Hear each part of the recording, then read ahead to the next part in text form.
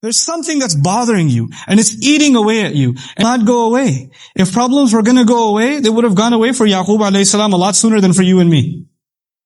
If no problems would have come, because we have iman, then Maryam salamun alayha should not have had problems. Rasulullah sallallahu alaihi wasallam should not have had problems. You study the people that are closest to Allah, and all you're studying are problems. Really big ones. Their entire life. That's all you're studying.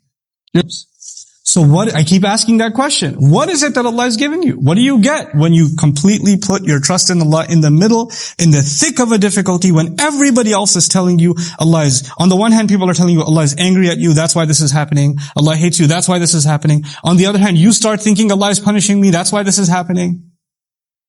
At that moment, when you can have the best impression of Allah and maintain your love and reliance and bond with Allah, that Allah has not let you, still can't sleep. There are going to be people that have everything you ever imagined will bring happiness. They have it, and they don't have peace.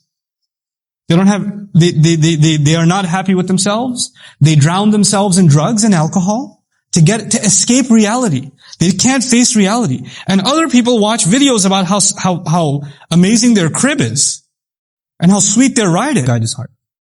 Allah will guide this person's heart. This is the ultimate gift of iman. This is the ultimate gift of musibah. So now, let me conclude. People are stuck. You're stuck. I'm stuck. In some situation, we don't see a way out.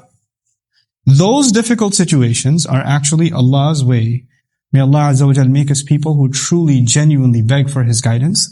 And may Allah make all of our difficulties, all of the challenges we have in our life, a means by which we draw closer and closer to Him and earn His priceless guidance. بارك الله لي ولكم في القرآن الحكيم ونفعني وإياكم بالآيات والذكر الحكيم.